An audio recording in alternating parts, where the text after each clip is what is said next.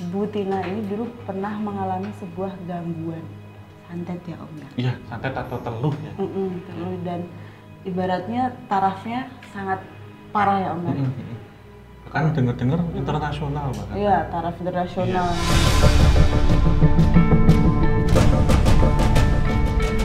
Assalamualaikum warahmatullahi wabarakatuh. Salam rahayu, rahayu bagi kita semuanya. Kembali lagi dalam sesi obrolan santai, tentunya bersama saya dan teman saya yang sangat-sangat imut ini. Siapa dia? Siapa ya? Siapa? Mangling ini bajunya. Oh ya Om. Nah oke Om, tadi kan kita sudah sempat ngobrol sama Bu Ratna ya Om ya, yang secara khusus kita datangi rumahnya. Nah kali ini Sobat Javanika, kita akan ngobrol lagi bersama Bu Ratna. Cuman kali ini Bu Ratna akan membagikan pengalaman beliau ketika membantu seorang Sobat Javanika yang lainnya ya Om ya. Namanya siapa Om? Namanya Bu Tina. Bu Tina, betul sekali. Langsung kita perkenalkan saja ya. Selamat datang Bu Tina. Halo lagi Bu Ratna. Bu Tina, Bu Ratna. Oke, nah Sobat Javanika, jadi Bu Tina ini dulu pernah mengalami sebuah gangguan santet ya Om ya? Iya, santet atau teluh ya. Teluh, dan ibaratnya tarafnya sangat parah ya Om ya? Bahkan dengar-dengar internasional bahkan. Iya, taraf internasional. Ini apa ya, dukunnya? Dukunnya pun dari internasional juga ya Bu ya? Ada termasuk dari sana juga ya? Iya. Wah, ngeri banget sih. Ini kalau Om Hao sendiri pernah nggak menemui kasus apa ya, banyak teluh atau santet internasional? Kalau sama ini sih belum Mbak, cuman pernah dengar gitu. Paling antar pulau aja sih. Antar pulau ya? Iya, tapi kalau udah grade-nya antar pulau pun saya harus lihat diri saya itu posisinya sedang stabil atau enggak gitu Mbak, karena dulu pernah, tapi ketika itu luar Jawa saya mengurungkan diri, nggak berani gitu, lebih baik saya ini rujuk ke yang lain gitu. Jadi diberikan rujukan gitu, surat rujukan lah makanya. Jadi lebih ke paling pol ya dari ujung barat atau ujung timur atau Jawa Tengah bagian Pantura, salah satu kota itu masih bisa lah gitu. Jika itu diamankan saya bantu gitu. Tapi kalau luar Jawa apa internasional ini saya belum berani. Apalagi usia saya segini saya belum berani. Gitu. Karena berisiko nanti. Lebih baik dirujukan ke yang lebih spesifik ya, ahli lebih ahlinya bidangnya. Karena kalau bantu itu kita harus tahu diri kita, kapasitas kita sejauh mana. Karena takutnya nanti kalau bantu nggak maksimal dan juga bawa efek negatif ke kita. Karena kita nggak tahu ininya ya, bidangnya gitu. Itu sih betul sekali. Wah, oke. Nah ini sebelum kita menuju ke Bu Tina ya untuk menceritakan kronologi awalnya seperti apa ya, aku pengen nanya nih ke Bu Ratna nih, sebagai yang lebih paham tentang dunia persantetan atau perteluhan ya Bu ya, terutama dalam penyembuhannya ya, bukan pengiriman. Itu gimana sih Bu cara apa ya, ibaratnya secara simpel cara kerja teluh secara yang interlokal lah ibaratnya kan. Kalau yang sebagai awam banyak yang kita tahu adalah satu tanah nih, ibaratnya di Jawa Tengah ya Jawa Tengah, sama-sama Jawa Tengah gitu kan. Nah kalau yang sering saya dengar itu kalau beda pulau itu lebih susah disembuhkan, tapi apakah dalam pengirimannya itu nggak susah juga ibaratnya secara sinyal untuk masuk ke si target atau korban? Begitu juga kalau yang internasional itu kayak gimana? Ini saya bicara sebagai saksi. Sebenarnya yang membantu Bu Tina ketika beliau membutuhkan pertolongan metafisika itu anak yang dekat dengan saya. Jadi bukan saya. Cuman saya punya sedikit sensitif kalau melihat, oh ini kena, kelihatannya kena. Jadi saya tidak bisa menyembuhkan, saya tidak bisa membantu, tapi saya bisa merasakan kalau si A, si B itu terkena santet. Ini menurut penuturan beliau, santet itu lewat bawah tanah. Bisa lagi lewat udara dari atas. Jadi langit itu kan bersab, tidak hanya satu lapis. Itu lewat lapisan tertentu. Jadi tidak secara apa yang biasa kita dapati di tanah Jawa. Jadi ini memang kejadian luar biasa. Jadi tidak lewat daratan, tapi di bawah daratan atau di atas langit. Jadi maaf, jin yang masuk di rumah beliau, Ibu Tina, itu juga ada jin tanah. Oh gitu. Jadi tidak hanya jin yang ada di daratan seperti umumnya. Begitu Mbak Novel. Oke. Tuh. Berarti ini ya medianya pun banyak ya Om. Bisa dari tanah, mungkin tadi tanah kan ibaratnya beda provinsi lah ya, dikirimnya bisa. Tapi kalau yang luar negeri pun ternyata dari udara itu juga bisa nyampe. Soalnya kan ada 3 unsur tuh Mbak, unsur tanah, air, dan udara. 3 unsur ini setiap hari kita nggak akan bisa terlepas dari itu. Tanah kita pijat, udara yang kita hirup, air yang kita minum. Jadi media 3 hal ini yang paling sering dipakai itu. Iya, untuk kirim-kiriman apapun itu. Kalau dari air, misal contohnya apa itu? Dari makanan minuman. Betul. Ya, udara kan ada yang dihembuskan, yang dikirim itu. Kalau tanah, yang paling wujud sekali kan tanah kuburan misalkan, begitu. Atau memang dikirimnya lewat medianya, elemennya tanah. 3 hal itu. Begitu. Jadi kita ya memang sangat perlu berhati-hati ya dengan ya segala unsurnya juga membantu kita, tapi ternyata bisa dijadikan alat untuk mengirim hal yang kurang baik. Iya, tentunya kan karena singgungan yang terlalu dekat itu berbahaya gitu. Dari hal ini kan bisa dimanfaatkan dari hal-hal itu gitu. Nah, sekarang ini mungkin Sobat Javanika juga udah penasaran ya, bagaimana sih kisah yang dialami oleh Bu Tina ini? Nah, boleh langsung saja Bu Tina untuk menceritakan dulu bagaimana apa yang dialami ketika mengalami teluh itu. Ya pada waktu itu memang udah merasa kok ada yang nggak beres. Nah kebetulan saya ketemu dengan Ibu Ratna dan kemudian Bu Ratna menyampaikan ini kayaknya ya menyampaikan seperti itu dan akhirnya ya saya juga bukan mengimani ya, tapi saya merasakan. Kemudian ya memang saya membuktikan. Gitu Mbak. Ya, boleh diceritakan secara detail, pengaruh dari teluh itu ke Bu Tina seperti apa? Apakah hanya secara psikis saja atau sampai ke ibaratnya ke fisik, ke dari yang non medis ke medis yang seperti yang Om Hao sering membahas gitu. Kalau pada diri saya semua saya rasakan ya, dari psikis, fisik, juga pikiran saya tersita, badan lemas, dan sampai ke medis semua saya rasakan. Untuk yang medis itu sampai separah apa Bu? Jadi untuk Bu Ratna sendiri mengetahui kondisi saya ketika saya dalam kondisi tidak baik.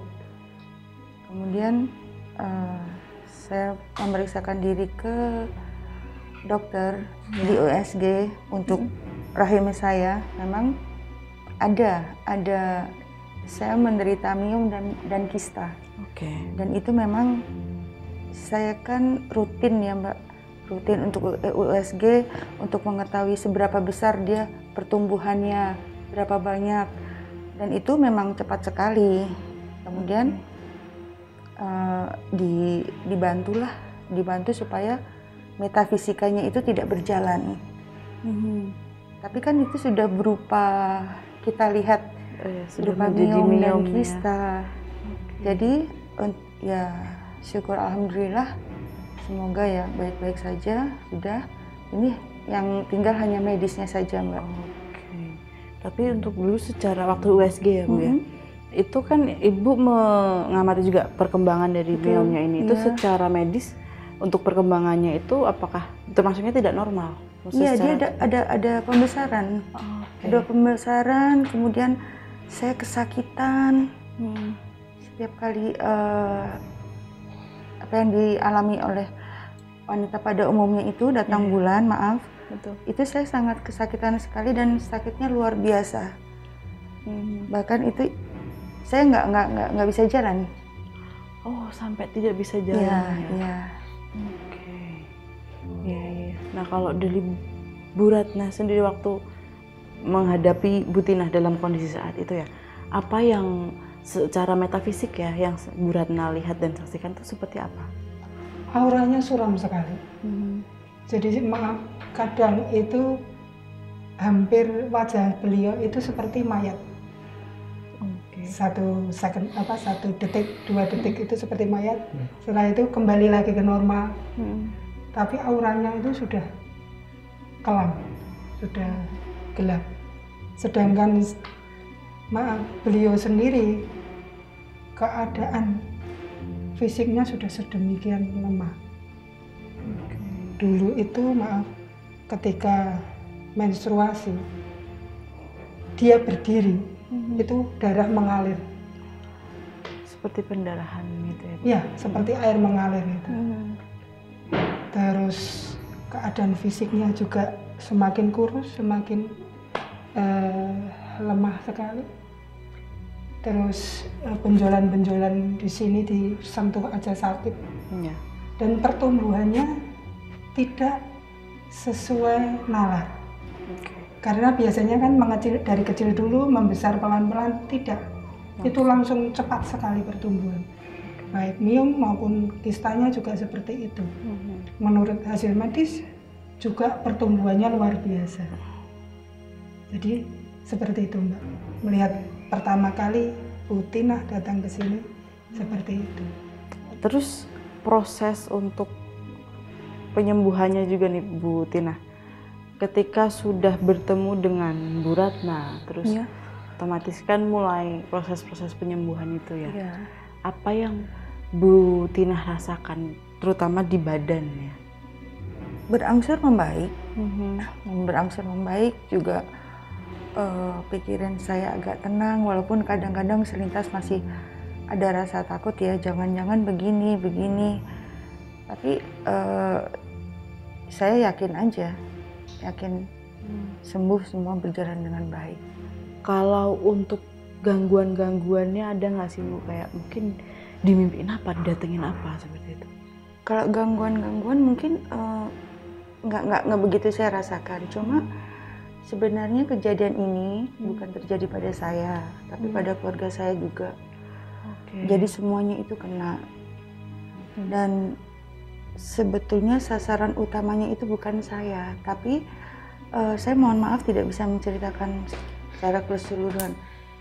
Pada keluarga adik saya itu sakit, dan suaminya juga sakit. Saya sakit dan anak saya pun juga sakit. Berarti ibaratnya yang akhirnya terkena paparan teluh ini bukan hanya sasaran utama, tapi bahkan ke keluarga di sekitarnya juga ya? Disasar semuanya. Bahkan sudah ada yang sampai meninggal juga. Ya, ini memang sangat besar ya. Tapi kalau untuk, maaf Bu, kalau untuk keluarga-keluarga Bu Tinah tadi yang juga terkena, apakah mereka juga hanya terkena serangan di fisik saja, secara fisik dan medis, atau apakah juga melihat gangguan-gangguan metafisik yang entah dari mimpi tadi, atau didatengin apa, atau mendengar apa? Enggak ya, karena memang sudah merasakan sakit yang nyata gitu. Ya. Jadi memang jadi fokusnya lebih ke yang sakit fisiknya itu. Karena sakit yang nyata memang udah terasa sakit Mbak. Iya. Dan bahkan itu saya pernah dengan tiba-tiba itu merasa lumpuh. Lumpuh, tidak berdaya, dan otomatis saya menghubungi seseorang, dan kemudian dikatakan oleh beliau bahwa saya harus segera meninggalkan rumah saya. Itu karena apa? Karena keadaan gawat. Berarti sudah sampai taraf rumah Bu Tinah sendiri pun sudah sangat ini ya? Sudah sangat mengkhawatirkan sekali. Ya. Itu dulu sama Bu Ratna juga? Iya. Itu berarti Bu Ratna yang menyarankan Bu Tinah sekeluarga untuk buatnya ngungsi dulu lah? Karena gini, untuk non medisnya itu hari terakhir sebelum besoknya rumah itu dipagar secara gaib, dibersihkan dulu, baru dipagar, diberi kubah cahaya, baru aman secara rumah yang ditempati. Nah itu malam terakhir sebelum tim yang untuk memagar rumah tersebut datang. Jadi Butina pendarahan, lumpuh, tidak bisa bergerak, kondisi untuk bicara saja sulit. Ya. Terus kita sarankan, saya konsultasi dengan orang yang menolong beliau, kita sarankan untuk sementara waktu mengungsi ke hotel sebelum dieksekusi rumah tersebut. Karena secara non fisik kelihatan rumah itu penuh jin, baik dari elemen tanah maupun elemen udara seperti angin seperti itu, baik elemen api, banyak sekali elemen api di situ. Jadi menurut yang membersihkan, membantu beliau itu, kita ketahuan kalau kita yang mau menolong di hari besok. Jadi sebisa mungkin malam itu beliau mau dieksekusi nyawanya. Oke. Tapi dengan memindahkan Butinah dari rumah tersebut, apakah berarti bisa menutup apa ya? Mungkin berarti kayak menyembunyikan. Ya, karena maaf, saya sendiri sebagai orang Jawa, saya masih pegang tatanan hidup orang Jawa. Kalau orang Jawa kan biasanya pakai dingobengli ya Om Ho. Ya, itu sebenarnya untuk penangkal hal yang tidak baik dari yang dari bayi maupun orang tua bisa menggunakan itu. Jadi saya persilakan untuk Ibu Tina marut dingobengli itu untuk dilulurkan di tulang belakang sama pusar. Ya. Setelah itu beliau dibopong oleh keluarganya, masuk hotel, besoknya baru boleh pulang. Setelah itu baru malamnya kita adakan istilahnya ruatan untuk membersihkan gaib di situ, di rumah tersebut, baru dipagar gaib. 4 penjuru dari rumah itu dipagar gaib. Setelah itu apa yang kita bersihkan kan biasanya dimasukkan ke dalam sebuah telur ya, baru dilarung ke laut, dipasrahkan untuk dimasukkan ke jalan ini. Jadi tidak mengganggu warga sekitar larungan itu, tempat melarung tersebut. Jadi kita pasrahkan ke penguasa setempat, penguasa laut setempat untuk dimasukkan ke jalan ini. Seperti itu. Itu baru proses ke berapa Bu? Pembersihannya itu berarti proses ke berapa? Pertama. Itu baru tahap pertama dari pembersihan Butinah seluruhnya itu ya.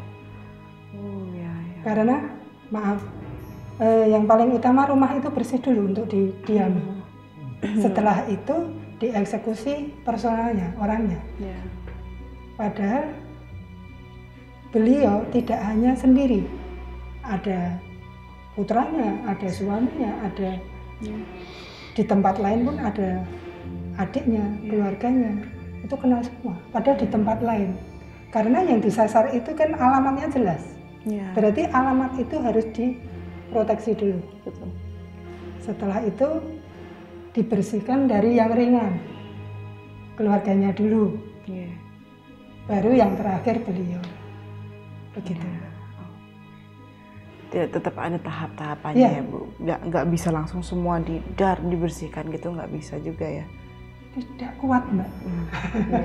Beliau yang membersihkan itu orang biasa, bukan praktisi. Jadi maaf, intinya kita waktu itu tujuannya hanya untuk membantu Butinah.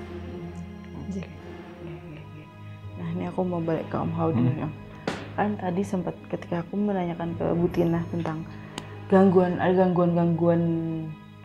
metafisik selain yang di badan nggak? Itu kan tadi Bu Tina mengatakan tidak ya. Apakah memang hal tersebut mungkin terjadi dalam sebuah proses atau peristiwa santet? Atau mungkin tadi karena yang di fisik itu sudah sangat terasa sakit dan mengganggu pikiran, jadi kayak yang ibaratnya yang gangguan astral itu udah nggak digagas gitu. Terasa ya. Iya memang kalau dalam tahapan ini itu dari non medis menjadi medis yang jelas. Jadi lebih rasa ke fisik. Penurunan fisik itu kan macam-macam ya, bahkan daya ingat, daya konsentrasi, emosi itu berarti sudah menyasarnya ke fisik, Mbak. Yeah. Jadi memang penyembuhannya tidak secara non medis lagi, tapi juga sudah memerlukan medis di sini, dokter misalkan, karena tentunya semua yang masuk ke tubuh kita apapun itu sudah dinyatakan sebagai benda asing dan ditolak oleh tubuh.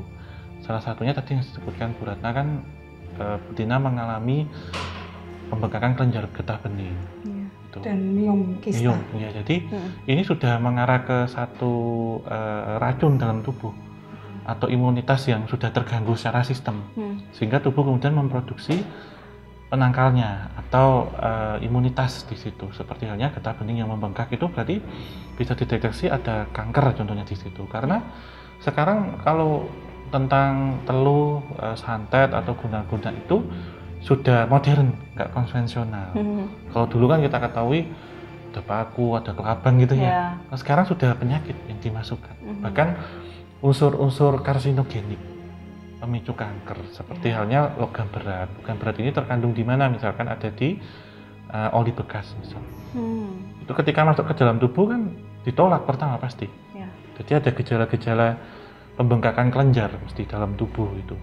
Nah dari ini kemudian memicu sel kanker menjadi kanker genik, jadilah kanker contohnya. Jadi nggak terdeteksi sehalus itu.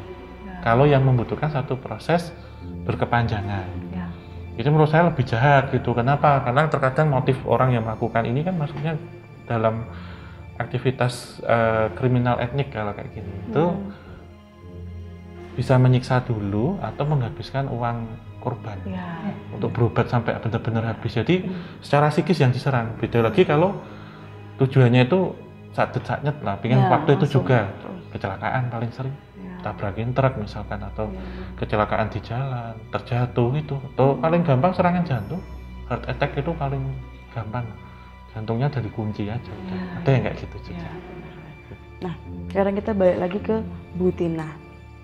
Bu Tina ini tadi kan sempat kita di belakang kamera ngobrol di tengah-tengah proses penyembuhan santet yang sebenarnya menyeramkan ini ya Sobat Javanika.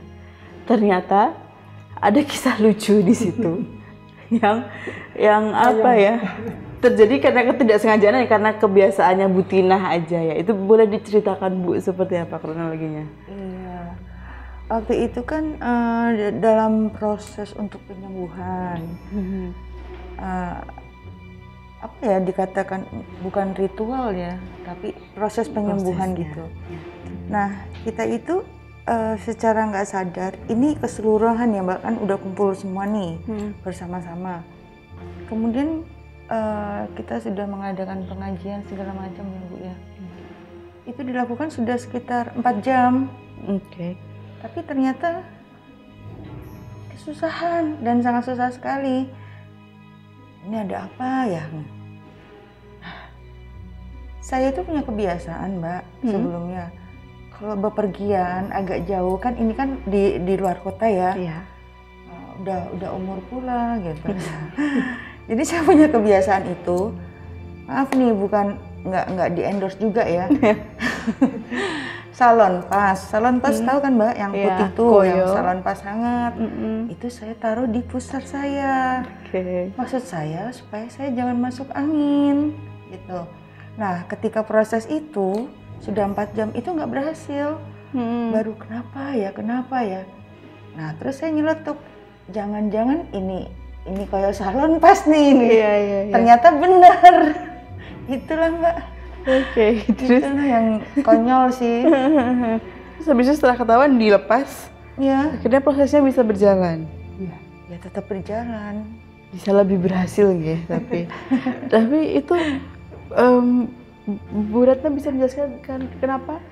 Karena seonggok koyo ya. Jadi untuk penarikan makhluk-makhluk yang mengisi butina ini tidak berhasil, itu kenapa? Sebenarnya kalau di dalam keluarga saya, pusar ini tempat untuk mengingat kalau kita punya hubungan dengan leluhur, terutama dengan ibu dengan ibunya, gitu kan. Jadi pusat metafisika untuk diri kita sendiri itu sebenarnya selain di tempat lain itu di pusat. Jadi ada pola nafas itu juga berpusatnya di pusat juga ada kalau di keluarga kami. Jadi ketika member Javanica seperti saya berkumpul ingin menyaksikan ketika eksekusi Ibu Tina berlangsung, itu sudah 4 jam. 4 jam berlangsung, tapi si eksekutornya itu tidak berhasil. Sampai capek, sampai dele-dele, sampai bingung istilahnya, sampai judek istilahnya. Kenapa ya? Apa yang salah dengan saya?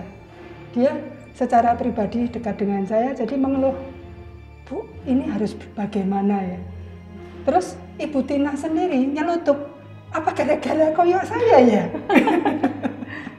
Jadi Ibu Tina ini secara tidak sengaja memakai koyok itu ternyata mengganggu proses pembersihan jin-jin di dalam tubuhnya. Setelah Ibu Tina melepas koyok tersebut, eksekutornya dengan lancar membantu Ibu Tina.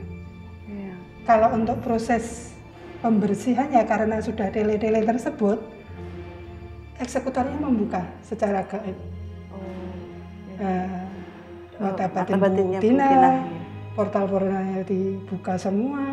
Jadi Bu Tina bisa melihat yang mengirim, terus apa yang di dalam tubuhnya. Jadi dia lucu seperti itu loh, kerahnya Budi Kutu itu. Jadi mengambil dari ujung rambut sampai ujung kaki, terutama di organ sini itu beliau lihat sendiri banyak cairan berbagai warna menumpuk di dinding perutnya. Terus ini kemungkinan, maaf, Ibu Tina sudah mengalami keganasan. Di zaman dulu itu sudah mengalami keganasan. Jadi beliau secara mandiri mengambil semua yang dikirimkan terhadap beliau sendiri. Monggo Ibu Tina bisa mengisahkan. Mungkin bisa dideskripsikan lebih detail visualnya itu seperti apa saat itu, terus rasanya gimana sih waktu ditarik sendiri? Jadi pada waktu itu kan memang sudah dikasih tahu bahwa saya harus melakukan sendiri, tapi tetap dibantu dan dipandu. Ya kemudian yang saya lihat memang tetap diarahkan. Saya bisa dikasih tahu itu sebelah situ ada paku. Ya tentunya gaib ya. Saya ambil, terus di bagian saya fokusnya ke bagian rongga perut rahim. Itu ada warna itu gradasi, ada seingat saya ya, hijau, pink, terus yang saya ingat yang paling bawah itu hitam pekat. Warnanya memang benar-benar seperti oli bekas, jadi nggak encer dia, pekat. Nah itu terus kayak ada rambut, terus kayak ada kotoran, apa itu, kayak rambut. Saya tarik, saya ambil. Jadi saya tahu saya membersihkan diri sendiri, tapi yang saya lihat itu di depan itu yang harus saya bersihkan, itu yang harus saya cabut. Dan mereka memandu saya apa yang tidak saya lihat di situ. Misalkan, Bu, di atas kiri, sini, itu ada pakunya, itu ambil pakunya. Saya ambil, saya buang. Ya. Tapi saya hanya diberi kesempatan untuk merasakan seperti itu waktu itu saja. Oke, berarti ya karena tadi yang membantu sudah kelelahan juga energinya. Iya, Mbak. Oke, tapi ketika mencabut-cabut itu tadi ya, apakah Bu Tina merasakan sakit di badan? Tidak, saya merasanya seneng. Karena mungkin satu, saya tidak pernah merasakan fenomena seperti itu. Masa sih saya bisa lihat begini, orang ada begini ya, ini berarti ini harus saya ambil gitu. Gitu. Yang saya rasakan pada waktu itu senang. Itu aja sih. Nggak ada rasa sakit. Karena gemes sakit gemes. Akhirnya nih ketemu nih penyebabnya betul, nih ditarik-tarik gitu. Oke, tapi untuk tadi kan ternyata tidak tapi untuk sosok ada nggak Bu? Maksudnya waktu Bu Tina mencoba musikan? Ada. Karena saya di situ dikasih lihat orang ini loh gitu. Saya lihat sosoknya, tapi saya hanya bisa kasih tahu ciri-cirinya aja. Gitu. Tapi saya nggak bisa ngomong di sini. Tidak. Kalau untuk sosok astral yang masuk di jinjinya tadi, apakah mungkin kelihatan bentuknya apa? Enggak. Sosoknya pun itu orang, saya lihat orang. Enggak, saya nggak melihat bentuk jin yang aneh-aneh gitu, enggak. Nah, terus tadi kan sempat ada rambut, ada paku, ada. Ya, cairan serupa oli dan kotorannya. Itu ketika ditarik apakah juga membentuk barang fisik atau hilang saja? Enggak, gaib. Kayak gaib. Kalau orang yang nggak ngerti, mungkin lihat saya mungkin disangkain saya nggak waras gitu. Gitu. Oke, berarti memang semuanya itu berarti ketika ditarik pun keluarnya hanya berbentuk energi dan tidak ada bentuk fisiknya. Oke, itu aku bayangin. Itu serem dan juga yang ngos-ngosan juga ya Om ya. Maksudnya membersihkan banyak kan pasti. Banyak dan bahkan mungkin Bu Tina juga bisa melihat ya siapa yang melakukan itu kan. Secara emosi pun juga terkuras kayak ini nih ketemu pelakunya gitu kan. Tapi setelah prosesi itu Bu Tina tentu merasa lebih ringan kan? Iya. Nah setelah itu apakah ada prosesi lainnya lagi atau itu ibaratnya untuk secara metafisik itu adalah finishingnya? Sebenarnya beliau belum finish, belum selesai. Sampai sekarang? Belum selesai. Karena pandemi kita tidak bertemu lama, baru setelah ini kita bertemu lagi. Sebenarnya setelah beliau dibersihkan, rumah beliau itu karena sudah dipagar goib, di jalan depan rumah itu dikirim lagi aneka jin berelemen api di depan rumah beliau. Sebenarnya kalau menurut eksekutornya yang saya bilang tadi, beliau harus diberi sesuatu untuk melindungi diri. Kalau di dalam kepercayaan kita diraja, diraja untuk melindungi beliau secara pribadi. Karena putra beliau, keluarga beliau sudah, tinggal beliau karena terhalang pandemi ini. Jadi alhamdulillah semua masalah dengan yang lalu sudah selesai, tinggal untuk kedepannya penyelesaian secara medis dan sisa-sisa metafisik. Berarti untuk kuncinya biar nggak dibobol lagi gitu. Karena raga seseorang walaupun sudah bersih dari jin dan lain-lain, ini juga harus diberi kunci, diproteksi supaya suatu saat dia tidak kena sandat lagi. Seperti itu. Ternyata memang ini ya prosesnya pun tidak singkat. Nah, ini Om Hani pertanyaan terakhir mungkin untuk menutup sesi obrolan berempat hari ini. Kalau orang yang sudah pernah disantet itu kan seperti kata Bu Ratna tadi kan perlu dikunci nih Om. Tapi apakah ketika dikunci itu sudah sangat menjamin untuk tidak terulang lagi, dan apakah ibaratnya kayak orang yang pernah kena sakit ya Om? Apakah ketika orang yang sudah pernah disantet itu malah akan lebih gampang terkena santet selanjutnya atau malah lebih kebal? Ini kebalikan dengan penyakit medis tentunya. Kalau penyakit medis ketika sekali kena dia akan kebal ya. Sementara kalau non medis akan mudah justru kebalikan. Kenapa? Karena misal seseorang ini baterainya ada 100 ya. Kena pertama tinggal 90, 80, 60 gitu terus turun terus Mbak. Kalau seseorang secara medis ketika pertama kena justru malah nambah baterainya. 0 jadi 110, 20 gitu. Sehingga dikunci ini kan hanya membentengi. Membentengi itu memberikan satu proteksi, tapi tentunya benteng ini juga durability-nya nggak bisa panjang.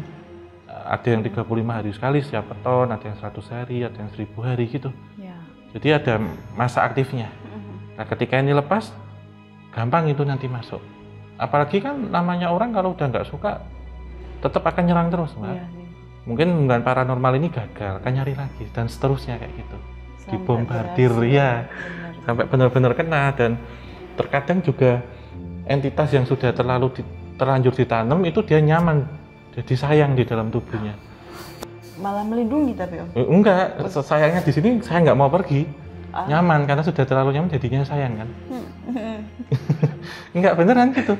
Dia karena cocok dengan energinya itu cocok ngelebur Mbak, itu susah itu nanti apalagi kalau udah masuk sampai tulang belakang, sampai perut itu entitas ini malah ketika ditanya dia, saya sudah suka di sini, dan nyaman, gitu. Sehingga ketika sekali terkena ya semoga tidak, tapi berikutnya harus waspada, hati-hati gitu aja. Karena bukan menjadi kekebalan, justru kalau sudah bolong itu sudah ada satu rongga untuk gampang masuk. Kayak orang kerasukan, mediumisasi. Berarti katupnya sudah terbuka ya? Iya. Gitu. Di sini soalnya nggak ada vaksinnya, yang ada pelindungnya. Pelindungnya ada waktu. Soalnya vaksin pelindung sama sih. Ya, ini tuh ada durasinya juga ya, perlu di-upgrade dan update juga. Terus. Karena takutnya jinnya juga upgrade. Oh iya benar. Bener.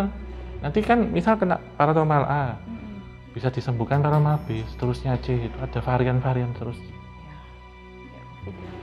Nggak selesai. Takutnya gitu, karena sampai orang ini meninggal, tapi yang dikhawatirkan nyebar ke yang lain Mbak. Bisa ke keturunan itu paling bisa, atau orang paling dekat sekitar. Iya betul sekali. Memang ya santet itu tidak maksudnya tidak sesederhana yang divisualkan mungkin dalam film-film yang pernah kita tonton juga ya kebijakannya kan. Oke, sebelum kita tutup obrolan ini Om Hao ada yang ingin disampaikan? Iya, tentunya ini bukan satu solusi ataupun bukan satu pencari jalan keluar ketika kita sakit hati contohnya, atau kita terbakar api iri dengki ataupun terbakar api amarah ya, api asmara gitu karena ditolak misalkan, atau dia lebih sukses dari kita atau pernah kita disakitin gitu ya. Kan sejatinya ini mengeluarkan satu energi amarah dalam tubuh, dan ini menjadi satu karma, menjadi satu rantai ikatan setan. Terkadang secara track record saya pernah menemukan orang yang disantet ini ternyata keluarganya dulu juga nyantet orang gitu. Jadi ada permasalahan tuh yang muter, dan kalau orang yang memang disantet pertama kali ya, tanpa dia ada track record seperti itu, insya Allah akan dipermudah cara penyembuhannya. Namun karena ini menjadi karma, terkadang orang yang pernah mengalami itu atau keluarganya yang pernah bikin ulah kayak gitu, ini akan susah Mbak, karena dia harus membayar keluarganya dulu. Ada yang kayak gitu. Jadi tetap kalaupun ada sesuatu hal yang pernah zalim terhadap kita, pernah marah ataupun mengata-ngatain kita sakit hati, ya biarkan Tuhan dan semesta yang membalas. Kasarannya kan gitu. Kalaupun karena dia lebih sukses, yaitu rezeki orang beda-beda. Hati-hati. Justru kita mau nyalain orang karena seperti itu, kita balik ke kita dan anak turun kita itu kan ya maksudnya misalik lah, jangan sampai terjadi gitu. Karena santet itu seperti ikatan atau rantai setan yang nggak akan putus. Sekali kena terus, dan karma yang paling bahaya. Karena semesta yang bekerja kalau karma. Gitu. Oke, ya. Terima kasih Om Hao untuk obrolan hari ini ya. Iya, sama-sama Mbak Noven. Terima kasih juga Bu Tina, Bu Ratna untuk sharingnya hari ini. Semoga proses finishingnya untuk Bu Tina penyembuhannya berjalan dengan lancar. Amin. Terima kasih juga buat Sobat Javanika yang sudah menyaksikan obrolan santai dari awal sampai akhir. Dan tak lupa kita ucapkan terima kasih untuk DUS Indonesia yang sudah memfasilitasi kita piranti-piranti mutakhirnya, yaitu kamera dan peralatan lainnya seperti lighting dan lain-lain. Oke, dan untuk yang bekerja, yang sedang kuliah di jurusan fotografi, penggemar seni fotografi atau juga videografi atau konten kreator, dapat mengunjungi dan tentunya berbelanja perlengkapan seperti kamera dan pendukungnya hanya di DUS Indonesia yang tersebar tokonya di seluruh Indonesia, dan terutama di Jogja dan di Jalan Kamera. Oke, jangan lupa untuk subscribe dan nyalakan lonceng agar mendapatkan pemberitahuan. Jangan skip iklan karena itu nyawa bagi kita. Terus tetap dukung dengan cara like dan share sebanyak mungkin, serta kita selalu butuh masukan, kritik dan saran. Tulis di kolom komentar. Kita tutup akhir kata wabillahi taufik wal hidayah. Wassalamualaikum warahmatullahi wabarakatuh. Mugi tansah minarikan rahayu sakuntum adi.